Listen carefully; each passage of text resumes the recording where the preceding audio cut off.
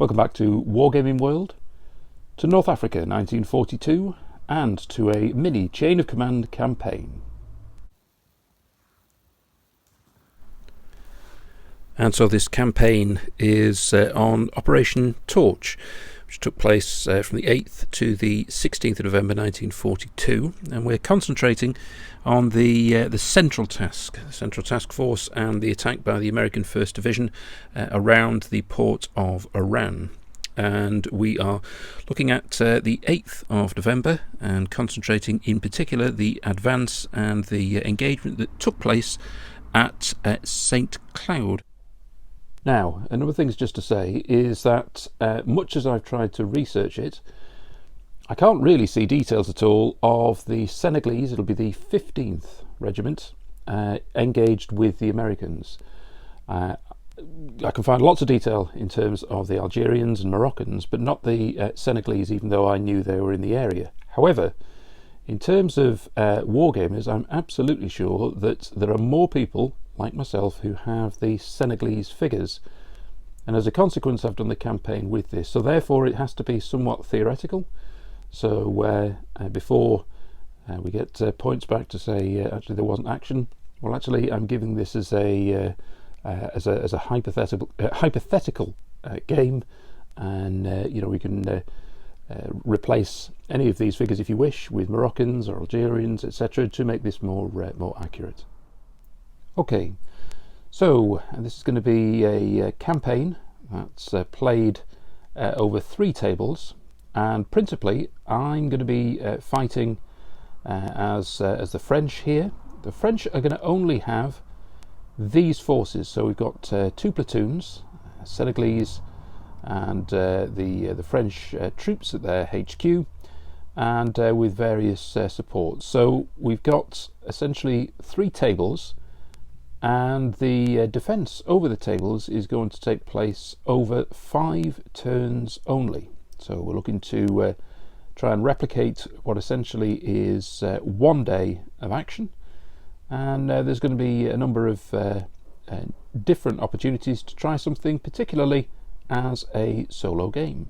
Now I'm going to try as much as I can to use this piece from Geoff Bond, or Welsh Geoff as it says in the Lardy's magazine, and the solo chain of command rules and options are there. So it's a really good idea, so I'm going to try and add some elements of that into it as much as I can, and apologies to Geoff if I make some errors, and thanks to him as well, because we're chatting about it as we go. I just want to talk about how we actually play the campaign. So I mentioned that there are 3 tables to take. Once the Americans take the 3rd table, they have an outright victory. However, they have only 5 turns to achieve this.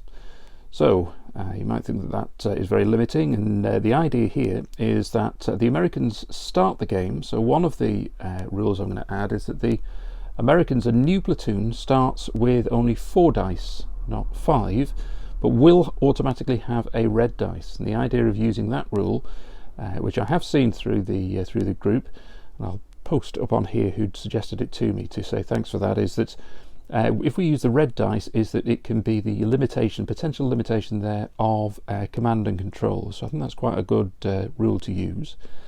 So the Americans will come on here. Now if we use for the next game, I should add that the Americans per turn and per new game, so we can have up to 5 games obviously, is that they will have a new platoon each time. They're the invading force through Operation Torch, so they're able to bring on new forces all the time. However, if you stick to the same platoon, they use the same platoon for a consecutive game, it means that they will have 5 dice because they'll have started to have some experience. So I'm going to add that rule in there. Now, as I mentioned, the French will hold with up to 2 platoons. Now, as we go through the game, if the men are killed during the game, they are removed from the table, removed from the campaign. But if they route off the table, then they can be brought back in the second game or subsequent game, and therefore it's a sensible approach to take when we're having a look and seeing whether we've got good forces for the next game. So what do the two platoons look like? So the Senegalese, we have, in fact with our unit here, we have two senior leaders, one with a pistol and one with a submachine gun, and then we also have a junior officer, which we've also got one with a VB launcher and a rifle, and then we have three identical sections. We have a machine gunner with three rifles, and further along we have four more rifles and a VB launcher, and then we also have three junior officers there with all with a submachine gun. You can of course take the three VB launchers and then add them to the original unit here, so it'll be a single unit. For support options, we've got a medium machine gun, we have a 75mm gun, and then we also have a medium mortar, and at the back there we have their single vehicle, which is the R35. Now we also have another French unit here. It's somewhat of the a bit scratch built it's the Perry miniatures, and there's a slight bit of variety. This is what I might think where the HQ unit is getting put together best as it can. So we've got our senior leaders at the front, so I've got two senior leaders there, both of which have a pistol. Just to note there, we also have a medic, and also we've got a forward observer in terms of some off-board artillery, which is possible. And then at the back there we've got three sections, and in the main we've got on the back here we've got three rifles, a VB launcher, and there's the junior leader next to them. And on this side here I've got two of the sections with a machine gun and four rifles with them, and then I've also got two machine guns here in the front. So what I'm trying to give is a bit of variety. It's what I've got, and this is going to be the total defending force across all three tables and for all 5 turns. Now you should be able to see here the area where the Americans will set up in terms of their jump off points. Now aligned to what we're doing in terms of the solo chain of command, the idea is that we put down 2 major areas for the jump off points and 2 minor. The idea being is that the Americans will begin to appear from that. It'll become very familiar once we actually start playing the game. So rather than doing the patrol phase in the way that you may be familiar with, instead what we're going to say, and you can see from the screen, I'll try and get a little bit higher here, is that this olive grove will be a minor area, the wadi will be a major, as will the road at the back there, and then we have a building which is to the right of the road, which will be another minor. You should also see on the screen some circles around it, and then you can see this is how we're going to start, and this is where the Americans will start to deploy.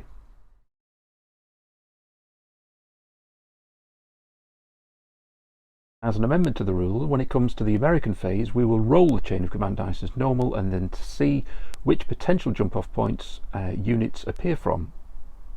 So you'll see on the left hand side, it's like the top left hand corner of the screen, we have one of the minor jump off points for the Americans. It means that the French cannot deploy within 18 inches, which means essentially, now you'll see a line across the screen, can't really get up anywhere up to there, so therefore I'm going to highlight 2 jump off points from where the French are going to be deployed. Should be able to see now that there are 2 jump off points here for the French, one by that corner and one is to the side of the building, and there is a further one right at the back corner there with the oil dump, and that's where French will also withdraw in that direction if they wish to. Now for the game, our American forces are going to be our AI, or our SID, as is identified here, which is the situational and improvisation decks. So what does that mean? It means when we start, we haven't got any Americans on the table, I should say. But what we do is that when each phase we go through for the Americans, we then begin to draw cards to draw the troops out. So let's take a look about what that means. So we're essentially looking for the red cards, and so if we start off, you see the ace there, the 2 and the 3. So for this particular section, if we just drew out the ace, we would bring out a team, essentially a team of 8 rifles. If we drew out the 2, it would be the bar team that's drawn out, and if it was the 3, it would be the full section. And you'll see the cards there next to it in terms of 4, 5, 6 and 7, 8, 9 for the diamonds. Then when we draw it across, if I'd have drawn out a 10 or a jack, it would have brought out one of the senior leaders, and the same with the queen and the king. So if alternatively I'd have drawn out from the deck the ace, the 2 of the 3, we would get our 50 cal.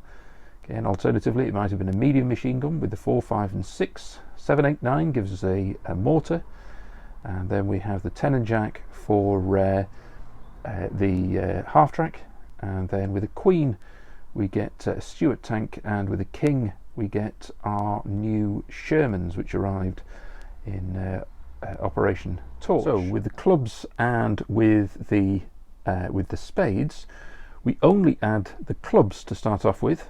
So it might be that we draw the card out, and in actual fact there's nothing there. We don't see anything because we've drawn out the clubs.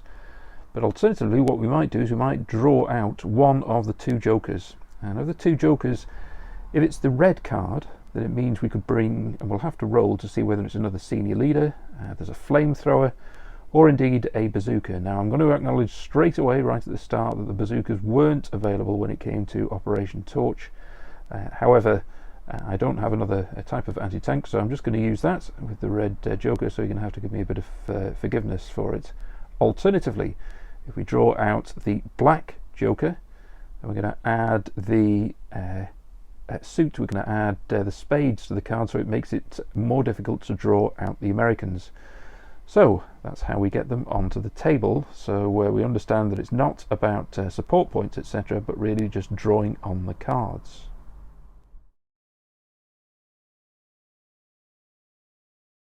Force morale, let's start with that. The blue dice will be the French.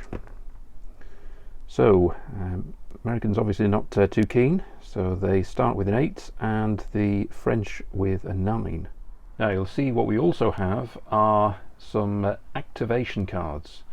That's a second set of cards used for the game. So I'm going to turn the first one over, and just remember the first card, this is going to be the seed card, and all of the rest of it will be revealed as we go. And the seed card is the 5 of clubs. So this is our morale, 9 and 8 respectively, and a note that the Americans start with the chain of command dice. So remember, it's only 5 turns, but we start with 1 chain of command dice for the Americans, so they can keep the game going if they wish. And finally, you'll just see there are some shell holes that have been added. It's been some early action, but not from the Royal Navy. The idea here is that they don't want to bombard civilians to see whether they might just be accepting the attack and not putting up too much of a fight. So we're not going to introduce a pre-game barrage until turns 4 and 5. Right, okay, let's get the first roll, and that's to the French. And straight away a double phase. We've got 1 chain command dice, a 1 and a 3. Right, with a 3 we've got a French section, a junior leader in there with 3 rifles. The other team on the top there with the machine gun. The machine gun, indeed the unit itself, is on Overwatch, ordered by the junior leader. And with a 1, I brought on the team there with the mortar. I dropped 1 die for a second phase when it's a double phase. So we get 2 more over the chain of command dice, which is really helpful, up to 3, and then 2 1s. And with the 2 1s, I've got the first Senegalese section out there, and they're in well, they're tactical in that move.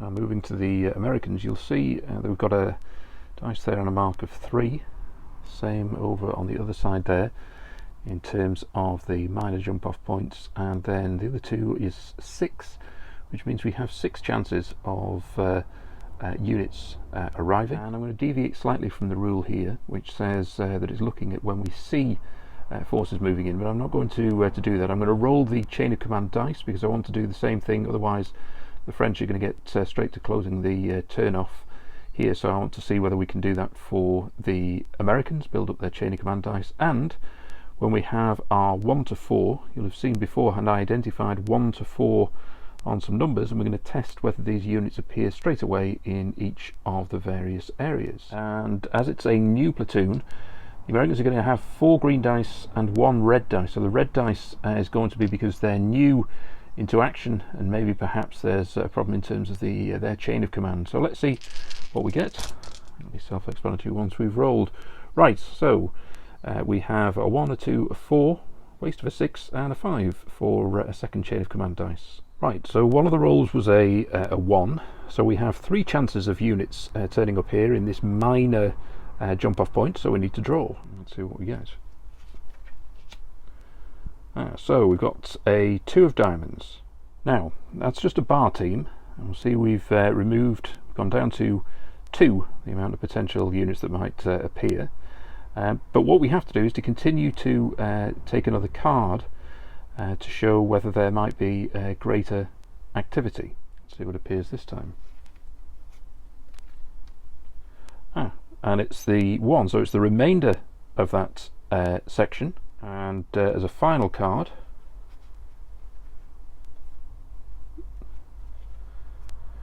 it's the 10 of diamonds. Now you'll notice that I inadvertently also showed the jack, but actually the 10 and the jack of diamonds are the same thing. It's the half track. So I'm going to put these and deploy them in a second and see what activation that they have. The half track, of course, will be over there in the road, but that means in terms of this area we've used all 3 of our potential cards.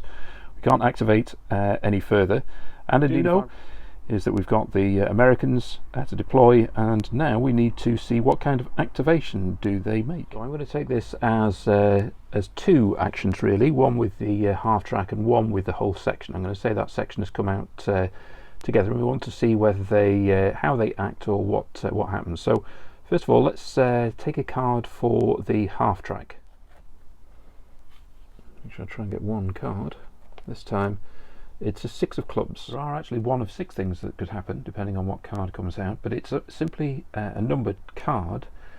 We don't have to test in terms of withdrawal because we've just appeared onto the table, and therefore all we need to do is to see where the unit actually gets deployed. And as in the normal rules, the half track just appears here. That's all it's going to do in this phase. This time unit is different. So we've got a 4 of diamonds. Again, it's just a numbered card, so therefore there are no further tests out, and I need to deploy the section. And there we go, the advancing attacking Americans going out of their cover. French aren't in a position to be able to fire on them, so I think we can just move the 2. Let's see whether we had any Americans being deployed in this area, this minor jump off point. So I'll try and get 1 card out. This time it's the 3 of hearts. Right, and we do. It's a 50 cal, and I'm going to see about. So we move. Originally we had 3, if you remember. So we've gone down to 2. So there's 2 more chances of something to appear. Just mentioned that I have a 5 there next to it on the dice, just to note that how many figures there should be in terms of that crew. I need to take another card. Let's see whether there are any additional units.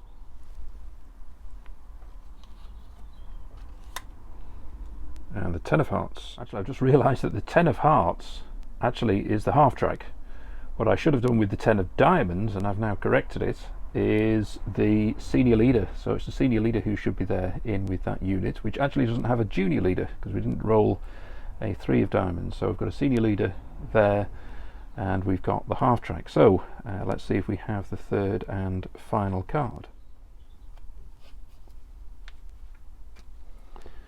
Now that's the Jack of Hearts, and because the half track is already deployed, then that's useless. So that's the third of the potential units there. So all we have in that building is the 50 cal. I'll roll here next, and then we'll go back to that 50 cal because I think there's going to be some action. So if we remember, I had a 4, I'd rolled a 4, and therefore we can see whether any units are going to arrive via the road. Have a look at the first card. The first is a 2 of clubs, and that means there are no units that are going to arrive. We need either to have hearts or diamonds, so we'll lose one of the opportunities, so that'll go down to a 5 on that dice. Now that 50 cal could fire at the French up there, which is on Overwatch. You can return fire, but we have a table here to say we draw one of our activation cards to see what the response is. Let's see what we draw, and it's a 4 of clubs. Now that's a sequence of 2 4s, which means that we have potentially a bad thing. So I need to draw another card and see what the consequence is, and I've drawn a 9. Now the 9 means we run out of ammo, so I think what I'm going to do is I'm going to say that the 50 cal can fire, but that's going to be its one and only action in this game. We're going to draw on another card, this time to see what happens, whether the 50 cal can fire. Okay. So this time it is a 10. This time on that table it says if we get a 10, it'll only fire if the target's in the open, and we know that the French aren't in the open, and therefore we don't fire with the 50 cal, and indeed it runs out of ammunition. I'm going to remove the 50 cal. I'm going to say, well, we might be the vanguard American unit, and it needs to be supported in terms of ammunition. So I'm not going to say it's a bad thing in terms of rolling against of losing a support unit. It's just unfortunate, and so we move over to the French. So we haven't got a 5 to add to the chain of command dice. 1, 2, 3 and a 4, very useful. Okay, at the back there, with a 3 I've brought on the R35, the 1 I've brought on the 75mm, it's going to fire at the Americans in a moment, and a 4 I've brought on a senior leader. And with the 2 we're going to continue advancing towards this building, probably tactically. Or it might be that I just do 2 dice, I'll make my mind up. So I've got the 75mm over there, it's got a line of sight, firing on the Americans here. Needing 4 5s and 6s. And that looks like 4 hits. Americans are moving tactically, therefore 4 5 is shock, 6 to kill. The green dice is going to be the bar team. Right, so it's 1 killed in both units. Got a senior leader. Is it the leader? No, it isn't. I'm going to do a standard move towards this building, so 2 dice. Oh, only 3 inches. And now we're over to the Americans. Right, so 1 5 will take it up to 2 points for the chain of command dice. And we've got 2 1s and 2 4s. Now I've got 2 1s. If you remember where the 1s were, it was in this minor jump off point. So this time I can use them in whatever way I wish. And so I'm going to take the 2 1s together as a 2, and then going to move this unit 2d6 up towards the building in front of us. Now with the 4 I do need to use at least 1 dice to use the 4, which I will do.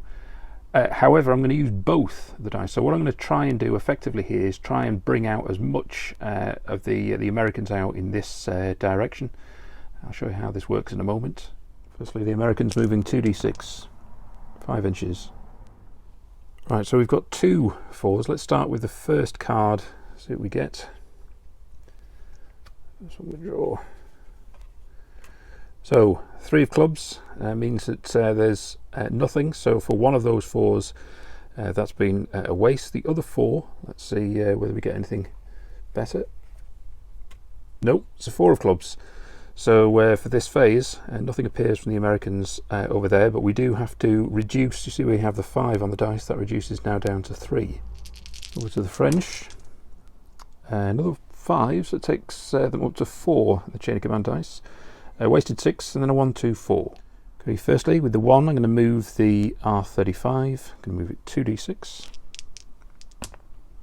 6 inches. Senior leader's going to order this gun to fire again. So 6 dice, 4, 5, 6, and 3 hits this time.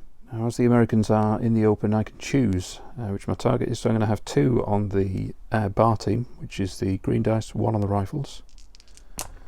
In the open, so 1 killed in the bar team plus a point of shock, and a man killed in the rifles. Let's have a look and see if it's the leader. No, it's not. And with the 2, I'll do the same again as I did before. We should try and get to this building. And with 11 inches, certainly will. Roll once again. 6 is a waste. And we've got another 4, so we're obliged by the 4 to use it, but then we've got 2 2s. I could use the 2s and indeed the 1 in any way I wish. Now, one of the rules with the non-player is that if we have a point of shock, then it's removed each time at the start of a phase. Start of a phase, I should say, if an officer's there, which we have. We've got a senior leader here, so we'll just remove that. Right, with a 2, I'm going to get this unit up to the building. Firstly, infantry movement is 10 inches. So we've got 3 potential opportunities left on that road. So let's see what the next card is when we turn it. This time it's a 5. Looks like it's not very well shuffled here. So therefore we remove the 4 and we go down to 2 in terms of the opportunity out there in terms of what's coming on. I'll put the 2 and the 1 together so I can get this half track moving. So I'm going to move the half track. It gets an extra 2 inches. It's on a road for these 3 dice. So what have we got there? So we've got 14, 20 inches in total. Now it's gone off track, so it's about here. It's still within, will be within striking distance of the 75mm, but let's concentrate over here first of all. Okay, so the units are within 4 inches of each other. I know they're either side of the building, but certainly at that end they are, so I need to work out what the factors are, and we've got some hand-to-hand fighting. Right, let's work out how many dice we've got. So bottom right, better quality troops is 2 dice. 2d6 because we're looking at a junior leader, 2d6 because they moved, 4d6 because they're actually better quality troops, 4d6 because they have light machine gun defending, and 8d6 for the men. I also think there's a submachine gun in there somewhere, so it should be another 2 dice. So in total that's actually 24. The Americans, we've got 7 men, we've got a senior leader, so that's 10, and we've got 1 submachine gun, so that's 12 in total. Yeah, the French go on, 5s and 6s, 6 kills with 2 extra points of shock. Americans, that's unbelievable, it's 1 kill. Right, at this point, with victory there for the French, I'm going to call it a day in this particular game. The only thing we've got on the table for the Americans is this half track, and it's in line for fire from the 75mm. So I'm going to stop there because we've come into the French phase, and I just thought I'd have a quick summary, in particular with regards to the rules we've tried to follow. And so, in terms of the solo chain of command, I think it's excellent. I think this is a really good thing to be able to use. Geoff has put together, some really good rules, some really good different ways of playing. The way it's set in the rules within the magazine, it's very much set towards, I would describe as an attack and defense game. I've tried to use this in a combination of attack for both sides really, and it comes up with quite a few challenges. I've made what I think are some errors in terms of splitting out the units into 2 small set. So for example, when we brought the American infantry here, we were using 3 cards to get there. So I think I need a rethink there, and I guess I would recommend, perhaps if we're going to play with these rules, first of all, is to possibly just follow them exactly as they're written, and then you might, and indeed me, might get more familiar with it and think which way I want to use it. However, I would have to say, really terrific development of Chain of Command, and thanks very much to Geoff to put that together, and I would really recommend it from the Lardy magazine. And in terms of the campaign, well, what to do? Because the Americans have been well and truly defeated in this format. So I think I'm going to have another look at the game in terms of how I might use the solo rules. But I think with a bit of adaptation, I think, if I think about how we might bring the units on more easily in terms of the Americans, I think this might well work. So I think what I might do is perhaps start again in terms of the start of the campaign, play this game over, and look at perhaps some adaptations that I might add in right at the start that people want to use. But I think before I do that, I'll have a conversation in amongst the Chain of Command group. I might suggest really just playing it, whether we could do a number of things, whether it's standard Chain of Command rules. We might even try and play it with the solo where we have Sid on both sides. So before I do it, I'll put it together and have a conversation with the group. So I think that's where we'll close it off at the end of this game. Finally, just say thanks very much for watching. Appreciate all of the comments and views that people put on the YouTube channel, or alternatively via the Facebook groups. There is a number that I look after, the Chain of Command France 1940 and Wargaming World as a group as well. If you want to go on to either of those groups and put some comments, then please feel free. But as for now, for Operation Torch and the first engagement, we have certainly a victory for the French, and we'll see what we do next time, and we'll see you again soon.